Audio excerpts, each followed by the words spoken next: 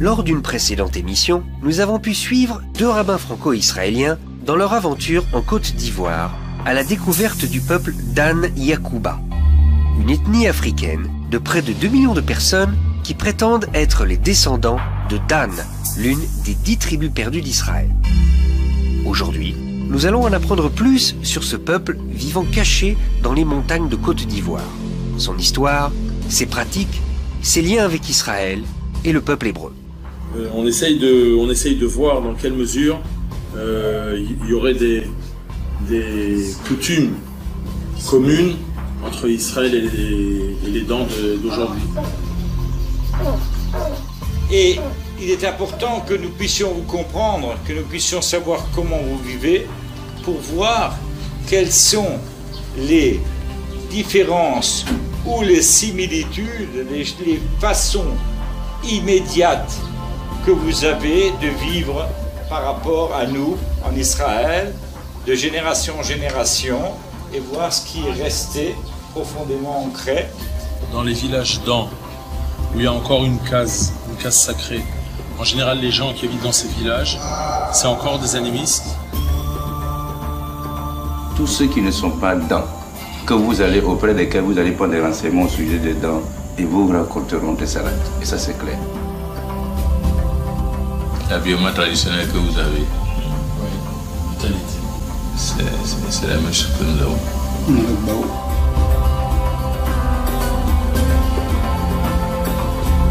À Gonda, dans les montagnes, c'est toujours les montagnes. En Israël, ils ont les montagnes, ici les montagnes, là-bas aussi les montagnes.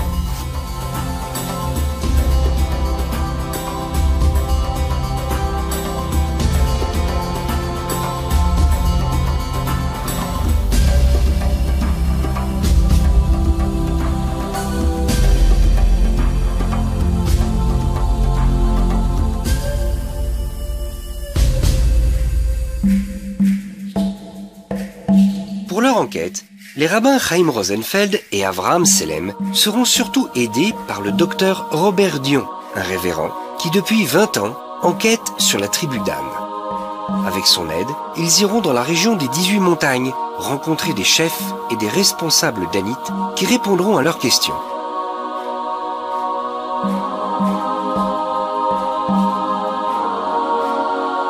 Ils se rendront également au musée des civilisations à Abidjan pour rencontrer un anthropologue ivoirien. Ils visiteront aussi des familles, notamment les membres de l'Association internationale du peuple Dan, qui depuis de nombreuses années effectue sur tout le continent africain une enquête parallèle à celle du révérend Dion. Mais ils ne s'arrêteront pas là.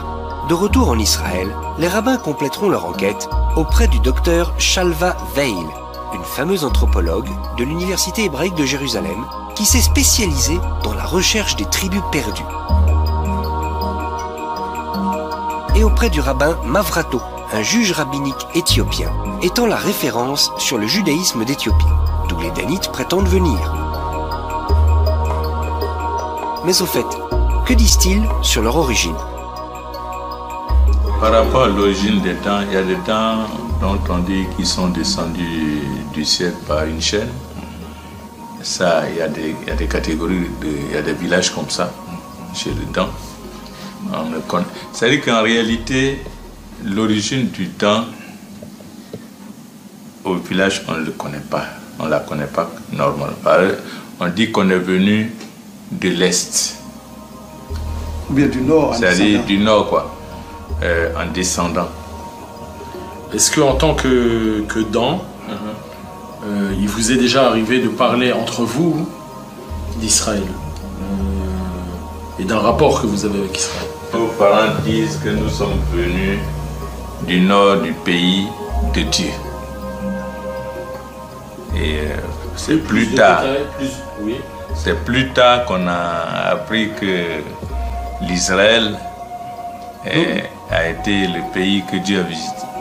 D'abord, nos patriarches, certains patriarches qui étaient là, qui sont des patriarches, qui ne sont pas forcément intellectuels, mais qui sont quand même cultivés sur le plan culturel, ils reconnaissaient que nous venions de l'Orient. Ça, dès l'enfance, on reconnaît cela. Mais ils ne savaient pas effectivement si on était de source hébraïque ou non. Les soirs au clair de lune, le plus âgé de la famille, il appelle les jeunes, ils font la ronde devant lui, lui il est en face, et puis il raconte les histoires passées. Ce soir, nous avons parmi nous un Dan Quilé. C'est son nom. Bon, c'est comme ça, nous tous, on a eu des histoires. Hein, Par exemple, genre d'histoire qui... Bon, moi, j'ai ma grand-mère, hein, la maman de mon papa, qui m'a raconté l'histoire de, comment on appelle ça, la tour de Babel, pour la toute première fois. Ah bon? Elle m'a raconté qu'avant, voici ce qui s'était passé. Et Dieu a dispersé l'humanité. Dieu a dispersé l'humanité, c'est là il a donné les ethnies. Il a commencé, le Yacouba est là, le Tantan est là. Et pour ne pas se comprendre, c'est ma grand-mère qui m'a dit ça pour la toute première fois. Et à ton avis, d'où ta grand-mère a su ça? Bon, elle a dit aussi que ce sont ses grands-pères qui ont raconté ça. Voilà, et donc, chez le Dan... C'est pas... elle a pas lu... Non, elle n'a pas lu. Non. Bon, à cette époque-là, il n'y a pas d'écriture. Elle ne savait pas lire. Voilà, et donc c'est comme ça que nous tous, et de même les doyens ont... Alors, est-ce qu'il y a encore des histoires comme ça qu'on vous racontait par rapport au passé? Oui, il y en a trop. Hein, oui. Il y en a trop. Il y en a beaucoup. La tribu de Dan, au départ, vient d'Éthiopie. C'est-à-dire que d'après les recherches qu'on fait, pour certains, ils viennent d'Éthiopie et sont montés vers la Côte d'Ivoire jusqu'au Mans. Mais en Éthiopie, il y a eu des Sifrei Torah, des écrits qui ont permis de dire, voilà, il y a quelque chose de réel, il y a des écrits, il y a quelque chose qu'on peut palper. Or, chez les Dan, rien n'est resté, il n'y a pas d'écrit hébraïque, il n'y a pas même pas un morceau on pourrait dire, de parchemin qui pourrait nous mettre sur la voie, ni de livre. Je crois qu'ils ont peut-être été pris par les différentes conquêtes beaucoup plus rapidement peut-être, dès qu'ils sont arrivés, et donc n'ont pas pu garder les traditions. Il y a eu, après le règne de Salomon, il y a eu un schisme qui a partagé le peuple d'Israël en deux. La tribu de Yehuda, la tribu de Juda, la tribu de Binyamin, ils sont restés au sud, et les 10 autres tribus ont fondé un royaume parallèle, qu'on appelle le royaume des 10 tribus d'Israël, au début avec à leur tête le roi Jéroboam, et rapidement ils sont tombés dans l'idolâtrie. Et donc Dan, de manière automatique, elle s'était reliée à ces 10 tribus d'Israël qui ont été emmenées en exil, qu'on appelle donc l'exil des 10 tribus d'Israël, par le roi Sancheriv, qui était un roi assyrien il y a 2700 ans à peu près, en moins 720, et qui a déplacé ses populations vers l'Est, vers l'Orient.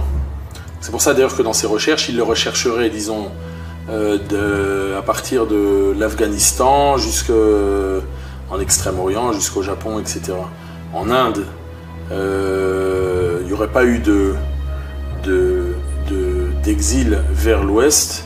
Et quand on recherche donc ces tribus perdues, un des signes, c'est que ces tribus-là ont une tradition qui les relie directement à la période donc, du premier temple. Ils auraient continué à vivre dans ces différents endroits avec certains signes qui le relient, disons, à des habitudes du peuple d'Israël. Ce qui est sûr, c'est qu'après la première diaspora, en 721, sous le roi d'Assyrie, 3 tribus sont venues vers l'Afrique, selon l'histoire. 3 tribus, pour rejoindre les enfants de Salomon. Parce que Salomon a eu avec sa relation avec la reine de Séba, ils ont eu des enfants. Et plus tard, un des enfants est devenu même roi d'Éthiopie, Ménélec. Et Israël avait donc ses petits-fils qui étaient là en Éthiopie déjà. Donc c'est pourquoi les 3 tribus sont venues là après la déportation. Ils sont venus là rejoindre leurs cousins. Et ils sont restés là, mais comme je l'ai dit d'entrée, ils n'ont pas été intégrés à la société éthiopienne et on les a appelés Falasha, qui veut dire exilés. Il y a 3 tribus, certainement Azer, Gad et Dan. Et ils ont laissé des petits-enfants aussi, dont les Peuls aujourd'hui. Parce qu'il y a alliance entre nous et les Peuls, parce qu'on sait qu'on est des cousins. Les Peuls sont issus de l'un ou l'autre, soit d'Azer ou de Gad. Les Peuls, qui sont au nord de l'Afrique. Et il y a alliance entre les Peuls et les Dans à cause de cela. נתת לנו מפה יותר צפונית. עכשיו, היו שהלכו דווקא בדרום? לא לפי ספר מלכים ולא לפי ספר דברי הימים, שזה חוזר על התיאור בספר מלכים. אבל יש כאלה שפרשו שהלך וחבו הם אולי באפריקה. אבל זה יותר מורכב מזה, כי האנשים באפריקה, כל אחד עם הסיפור שלו, אז יש אנשים שטענו שנדדו מהלך וחבו לאפריקה.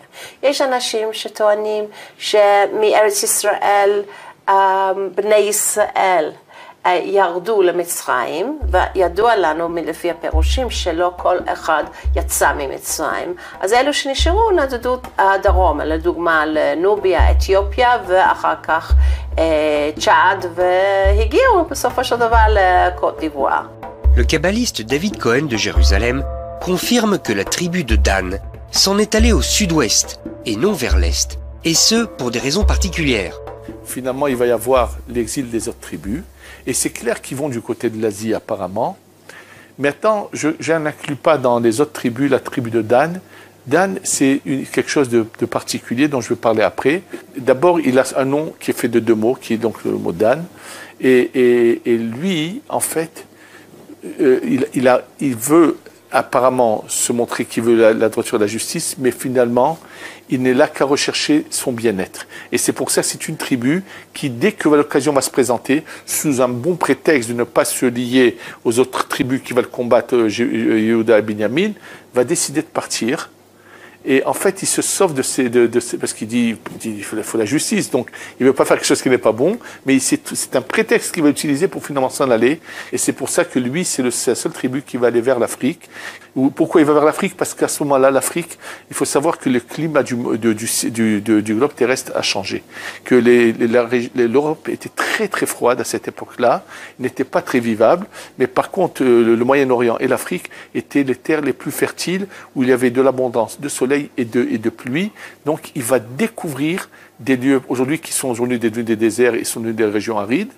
C'était des régions très fertiles à l'origine et qui avec le temps ont changé, et c'est ce qui se passe. Il semble qu'ils se soient répandus en différents points et qu'ils se soient, mais malheureusement ils se sont assimilés. C'est clair que ce n'est pas toute la tribu de Dan qui est partie, mais cette partie qui a quitté sous prétexte dont on parle, malheureusement a fini par complètement s'assimiler, et on ne peut pas parler de qu'ils sont restés dans leur judaïsme, puisqu'ils n'ont plus appliqué quoi que ce soit du judaïsme et se sont assimilés. יהודי אתיופיה הם היום חלק מעם ישראל בישראל, הם יהודים. אבל מה מוצאם אנחנו לעולם לא נדע, יש כמה תיאוריות. או שהם צאצאי המלך שלמה ומלכת שבא, או שהם נדדו ממבצע ארייב בדרום מצרים והגיעו לאתיופיה, או שהם, יש אקדמאים שאומרים שהם פשוט היו נוצרים שהתייהדו במאה ה-15. יש הרבה גרסאות. הרדב"ז פוסק בשו"ת. הרדב"ז שו"ת המאה ה-16 אני חושב, כן, שם הוא אומר שיהודי אתיופיה, והוא מביא כמה הוכחות, שהוא חקר אז לפני 500 שנה או 400 שנה, הוא חקר ואמר שיהודי אתיופיה הם יהודים משבט דן, והם יהודים ללא ספק, זה הוא הכריע. על הפסק הזה מסתמכים כל הרבנים לאחר מכן. רוב הרבנים ודי הרבנים הספרדים וגם האשכנזים מסתמכים על זה, ולכן באמת בעצם הכירה בנו הרבנות אז בזמנו, בזמן העלייה, כיהודים לכל דבר. זו שיטה שמקובלת, אבל בני העדה על אף לי, אנחנו לא חושבים שאנחנו משבט דן. כי המסורת שלנו היא אחרת. המסורת שלנו אומרת שאנחנו משבט יהודה. גור אריה יהודה, אנחנו היו באתיופיה בהחלט ככה מקובל, קודם כל ככה מקובל במסורת, זה לא דבר כתוב, מאב לבן עבר הדבר הזה שאנחנו משבט יהודה, ולזה יש כמה סממנים באתיופיה עצמה. למשל, היו מה שנקרא ממלכות יהודיות שמלכו על כל אתיופיה, כמו שבעת הגדעונים. יש מסופר על שבעת הגדעונים, זה אנחנו יודעים מזה מההיסטוריה, אבל זקני העדה גם יודעים לספר שהייתה ממלכה רצינית של יהודים, בגלל שהם דווקא משבט יהודה והעבירו את זה. הראיה שעד היום באתיופיה, הסמל של הממלכה עד היום, עד הקיסר האחרון, ואחר כך עד היום יש סמל של אריה. ובמערב כתבו הרבה על יהודי אתיופיה, על פרסטה ג'ון גם כן, שהיה להם מלך גדול עם צבא וכן הלאה, והם היו מאוד חזקים מעבר לסמבטיון. זאת אומרת, שבט דן היה חזק מעבר לסמבטיון. סליחה? בצפון. טוב, אנחנו לא יודעים איפה הסמבטיון. אני צריכה לציין כאן במרכאות שמצאו את הסמבטיון בכמעט כל מדינה במדינה. בוספורוס בטורקיה יש מישהו שכותב ספר שלם, יש לי ספרים בבית, ספר שלם על זה שהסמבטיון הוא בטורקיה. יש כאלה שאומרים שסמבטיון בקשמיר, איפה שאני גם חקרתי, בצפון הודו. אז סמבטיון בכל מקום, אבל תמיד אמרו ששבט דן שוכן מעבר לסמבטיון. אבל היו עוד שבטים שטענו במהלך הדורות ביהדות שהיו מעבר לסמבטיון, ובמקומות אחרים. אז החיפוש לאחר 10 השבטים האבודים הוא חיפוש נצחי. Mais la Kabbale n'est pas la seule à faire allusion à la présence de la tribu de Dan en Afrique. Depuis le Moyen-Âge, voyageurs et rabbins viennent conforter cette idée. La théorie de la tribu de Dan, ce serait l'histoire donc d'un voyageur qui, vers le 10e siècle, 11e siècle, qui s'appelait donc Eldad le Danite, et qui a voyagé dans différentes communauté juive de l'époque, en Afrique du Nord, à Kérouan, et je crois autour du bassin méditerranéen, qui a demandé à rencontrer des rabbins, et entre autres, qui se faisait appeler Eldad le Danite. Et évidemment, les rabbins de l'époque, qui sont très intéressés à, surtout quand on vit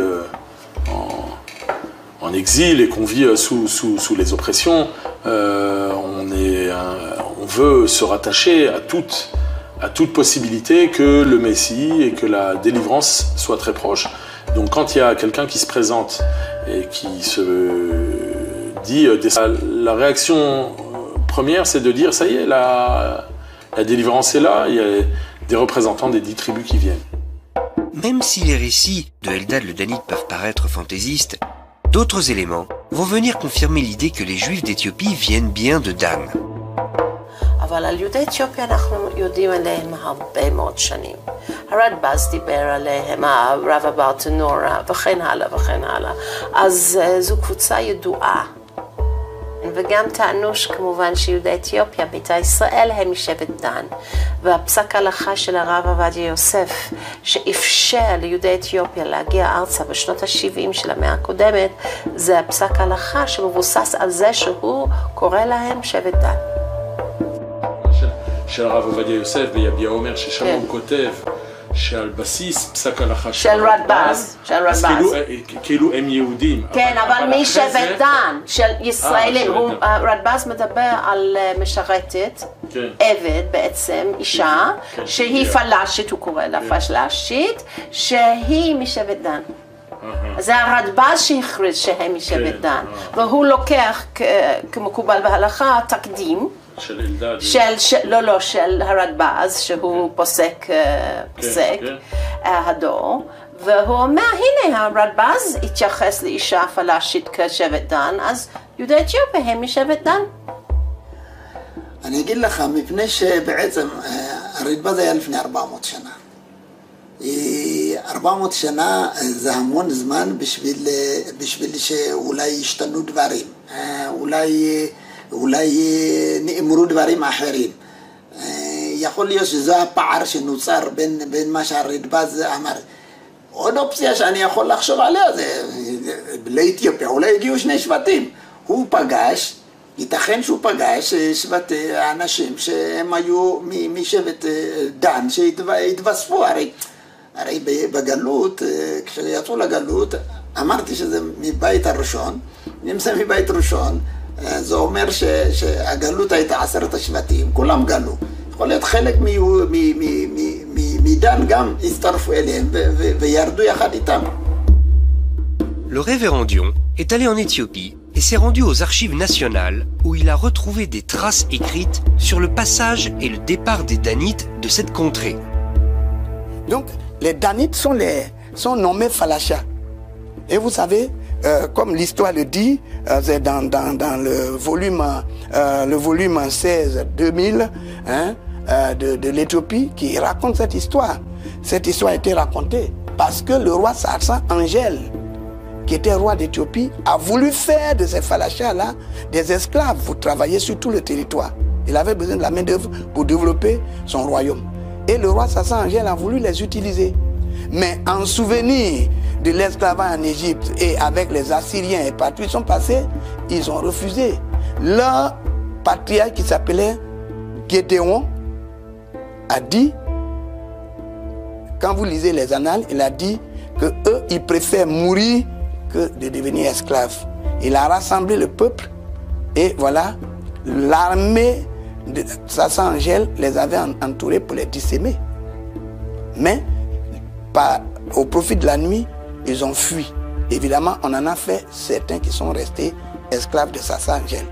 Et c'est ceux qui se sont dispersés.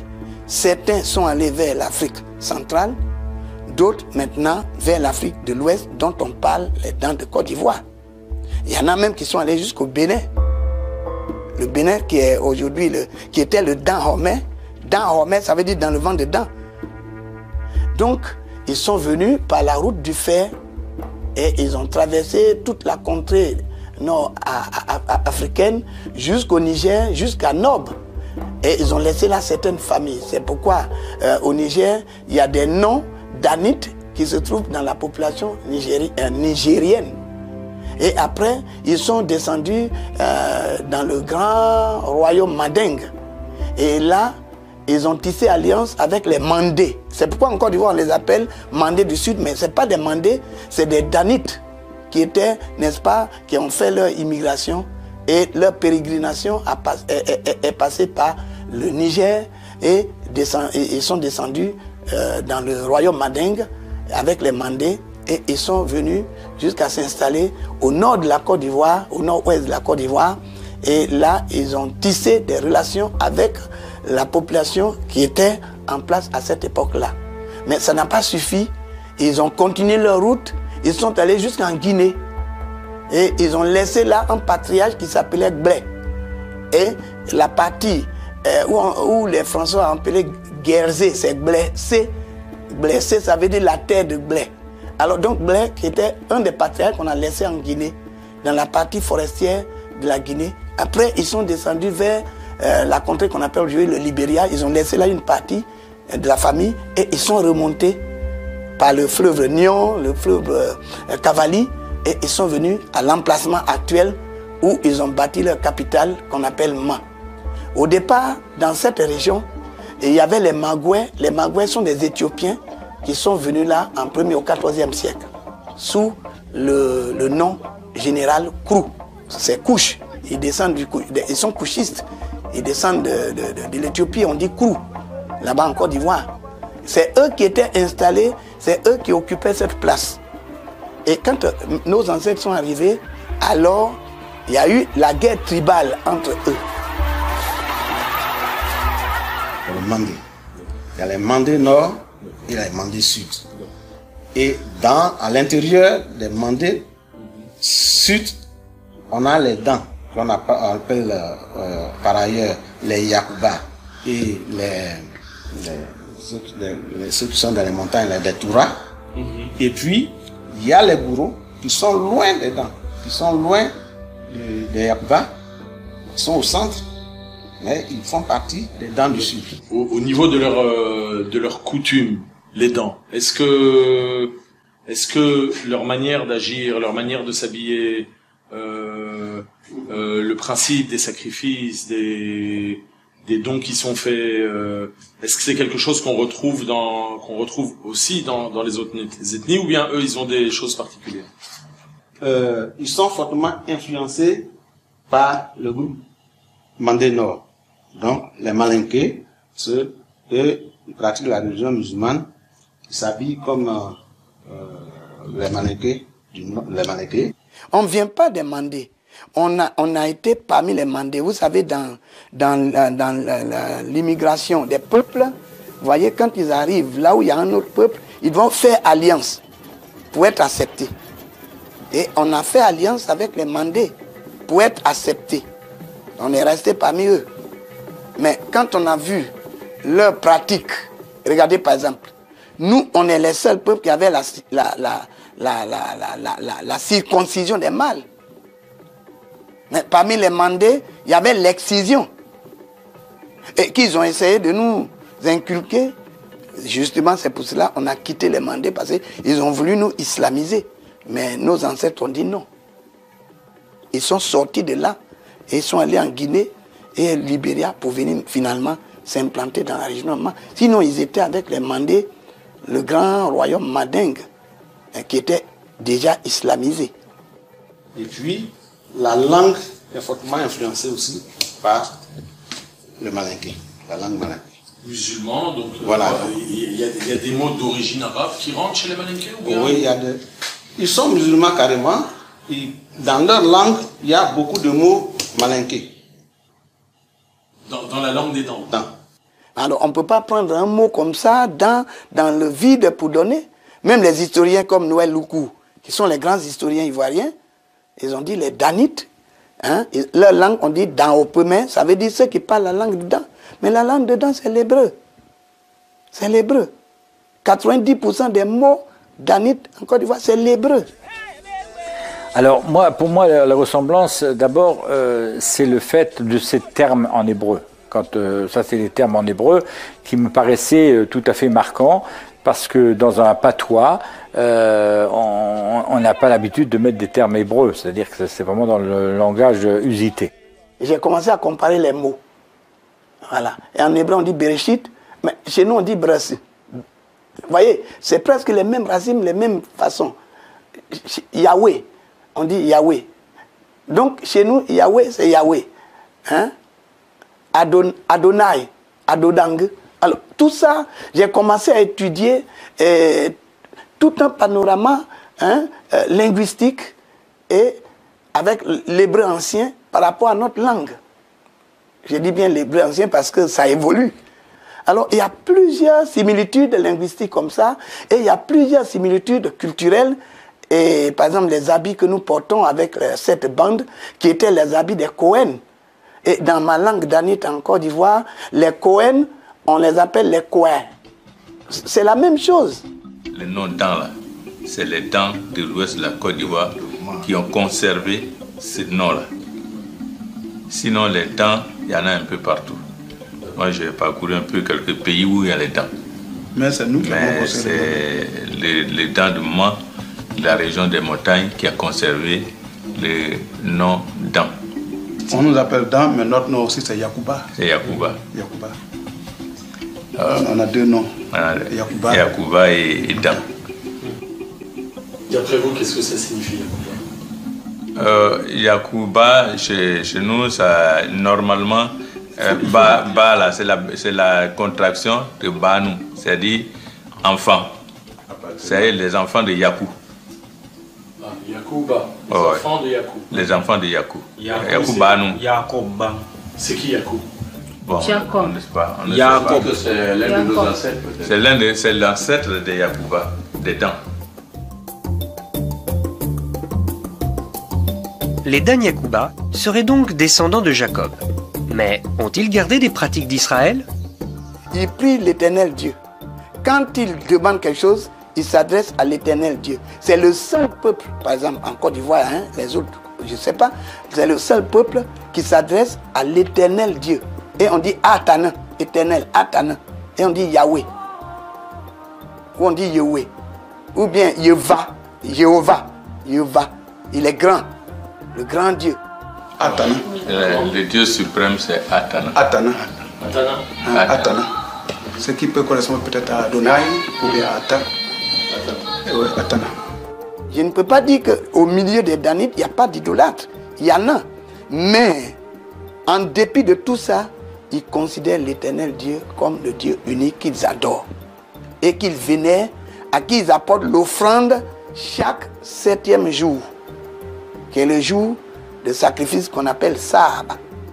Samedi, il ne fait rien, samedi. C'est un jour de repos total. Et ça ne date pas d'aujourd'hui. Le jour de la semaine qui est en repos, est-ce qu'il y a une coutume particulière dans les familles? Comment les jours se font le jour de repos? Comment ils se matérialisent? Le jour de repos se matérialise par le fait que les hommes et les femmes s'abstiennent des activités champêtres, culturelles. Ce jour-là, le temps ne fait rien, ne travaille pas. Ce qu'ils doivent manger même normalement le samedi, là, tout est fait le vendredi soir. À la rigueur, ce qu'on peut faire le samedi, c'est faire la cuisine. Les affaires, les bonnes affaires, les affaires très intéressantes ne se traitent pas samedi, parce que samedi, c'est un jour de repos. Et pour obliger les gens à ne pas aller au champ les samedis, le temps dit que ce samedi-là, CI, qui est CI, ce samedi-là, c'est le jour où les mauvais esprits sortent dans les brousses. Donc et pourquoi partir? Si tu vas en brousse, ces mauvais esprits risquent de t'emporter. Quand on est quelque part, tout le monde vient au village devant les souverains sacrificateurs pour fêter ce jour-là. La personne ne travaille. Le samedi, Personne ne travaillait. On a les noms de jours. Par exemple, samedi, c'est Saba, Saï, Saba, Saba, Ado Saba. Je vais pour le sacrifice, c'est le jour du sacrifice. Puisqu'on sait qu'en Israël, le samedi, on dit maintenant samedi, le 7e jour, ça, on dit Saba, ou Shabbat, ou Saba, ou Saï, ça veut dire jour du sacrifice. Les Danites ont gardé la circoncision, ce qui donne lieu à de grandes réjouissances.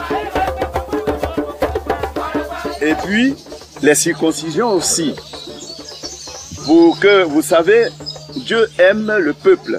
C'est le plus grand démocrate. Donc les gens se rassemblent pour dire, ah, cette année, nos enfants de cette génération vont aller en circoncision. Les parents s'y apprêtent. Les repas, les bêtes à immoler, tout ce qu'il faut. Ils l'apprêtent. Les autres peuples en Côte d'Ivoire, c'est maintenant avec le problème sanitaire, la santé, que les gens puissent circoncire leurs enfants. Mais c'est le peuple d'An qui avait la circoncision comme marque. Marque, tel que Dieu a dit à Abraham. Pourtant, celui qui n'a pas été circoncis. Celui qui n'est pas circoncis, ce n'est pas un homme. Ce n'est même pas la peine de le fréquenter. De causer même à lui. Il ne peut Il n'a pas droit à cette insécurité. Voilà. Les lois de pureté familiale sont l'une des particularités du judaïsme que l'on retrouve chez les Danites de Côte d'Ivoire. Comment vivent les femmes ici par rapport aux hommes? Est-ce qu'il y a une séparation? Il y a une habitude que nos ancêtres ont instaurée qui est en train de s'estomper petit à petit. Les femmes procréent, ce sont nos mamans. Mais il y a les périodes de menstruation où la femme est en règle. elle devient impure. Par exemple, la femme est dans ses temps d'impureté, on doit par exemple pas s'approcher du tout. Pendant combien de temps, vous savez? Non, là, il n'a pas assez. Le temps que les propres. 3-4 jours par mois. 3-4 jours par mois.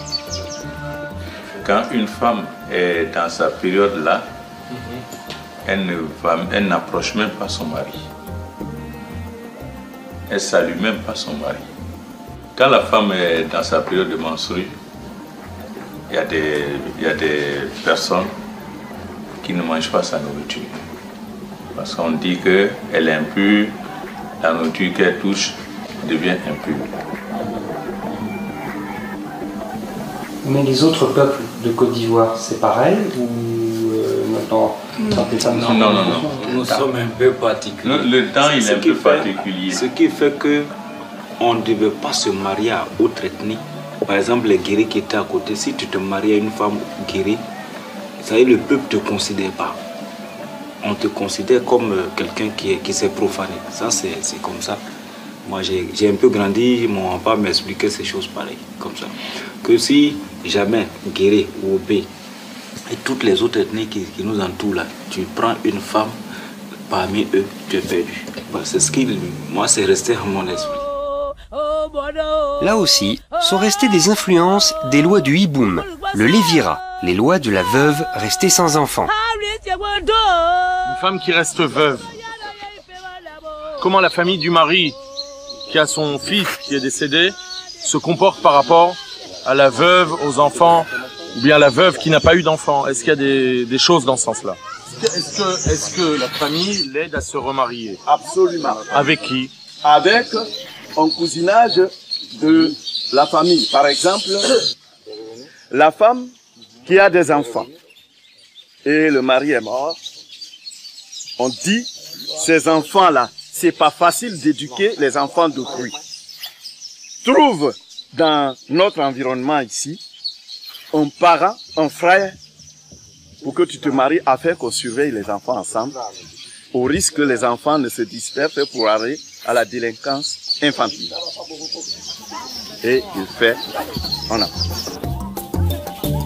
Les Danites ont également une coutume qui rappelle la fête de Shavuot, telle qu'elle était pratiquée à l'époque du temple de Jérusalem. Oui, nous avons le premier, l'année. Quand l'année finit, on offre les prémices au Gadol, c'est-à-dire chez nous on dit God, Gadol. On lui offre les prémices, parce que pour nous c'est à Dieu qu'on donne. Et c'est pour cela, le don, quand il a fait sa plantation, il a planté du riz et tout ce qu'il plante, quel que soit ce qu'il plante. La première récolte qu'il fait, c'est pas lui qui mange. Il va donner au gardien de la carte sacrée. Que ce soit du riz, que ce soit du manioc, que ce soit du maïs. Il faut créer une autre cérémonie qui s'ajoute à d'autres cérémonies, les danses et autres, à des périodes de récolte, Pentecôte et récolte. On présente les prémices à Dieu, c'est Pentecôte, et puis il y a d'autres cérémonies. Dans la Bible, il y a ce qu'on appelle le glanage.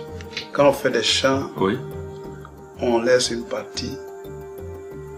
Normalement, chez nous, quand mon papa faisait des chants, quand vous venez récolter, vous permettez à des vieilles femmes, à des tantes de venir récolter. Vous dites que bon, allez-y récolter. C'est la partie là, vous ne touchez pas.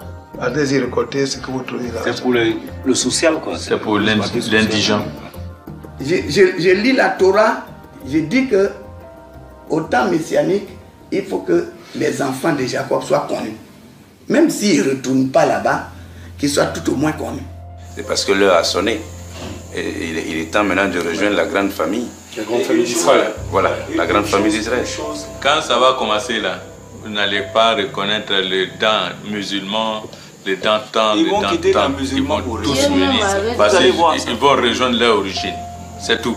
Tout ce que Dieu dit et tout ce que Dieu a proclamé par les prophètes, ce sont des choses qui doivent s'accomplir. Si aujourd'hui, le peuple d'Israël recherche les tribus perdues parce que eux qui étudient profondément la Torah, ils savent que c'est la fin des temps, il fallait retrouver les peuples perdus, les tribus perdues. C'est que c'est déjà un espoir pour les Danites dans le monde entier. Enfin, c'est un ouf pour nous, parce que Dieu s'est rappelé de nous. Non, ça c'est ce qu'ils allaient le dire. Et ça, ils le voient à travers des gens qui viennent de Jérusalem. Voilà, mais d'abord... Ma question c'est, et si c'était un homme de religion qui serait venu des États-Unis? Pas du tout. Il ne pouvait pas d'abord...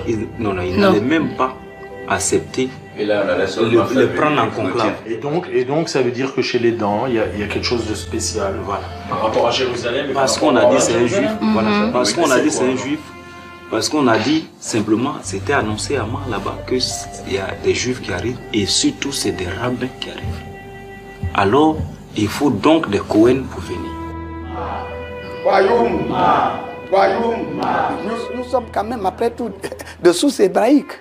Ce qu'on a appris dès la jeunesse, malgré 2700 ans, quand même, on a gardé. On ne peut pas ignorer Dieu. Mais ce qui est important pour nous, c'est que nous sommes venus vous dire ce soir. Nous qui sommes là, nous sommes prêts à pratiquer le judaïsme. S'il est que nous sommes de la maison de Jacob, ce que nous pensons, ben, c'est avec vraiment beaucoup de dévotion que nous ferons, parce que il n'y a pas plus grand honneur, plus grand bonheur pour nous de rejoindre la maison de nos ancêtres. Tout ce qu'on fait ici, si nous sommes des enfants de Jacob et que nous pratiquons la Torah, il n'y a pas plus grand bonheur que ça. Tu peux être ministre, tu peux avoir l'argent, mais la Torah, la voix de Dieu, il n'y a pas plus que ça. Shema Israël, Adonai, Elohim, Adonai, Echad. Et tu aimeras l'Éternel ton Dieu de tout ton cœur, de toute ton âme et de toute ta pensée. C'est la dimension dans laquelle je me trouve maintenant et je suis très heureux. On a un peuple ici qui s'appelle Dan, fils de Yacoub, qui croit dans un Dieu unique qui s'appelle Yahweh, mais on n'a pas le droit de prononcer son nom, dont le jour sacré est le samedi, qu'ils appellent d'ailleurs Sabbat, qui évidemment font la circoncision, ont des règles de pureté familiale, etc., qui disent ouvertement qu'ils sont descendants des Hébreux, et des tas d'autres preuves historiques, etc. Qu'est-ce qu'il vous faut de plus? Mais il est intéressant de remarquer que les Juifs de Manipour et Mizoram ont été reconnus comme Tsetsae Israël, c'est-à-dire comme une descendance d'Israël avec l'obligation de se convertir au judaïsme. Or, les preuves qui ont été apportées par les Juifs de Manipour et Mizoram, aussi belles soient-elles, ne me paraissent pas plus fortes ou plus impressionnantes que les preuves qui ont été apportées ici. Et après tout, si les Juifs de Manipour et Mizoram ont pu être reconnus comme Tsetsae Israël, alors peut-être qu'eux aussi. Mais cela, seul l'avenir nous le dira.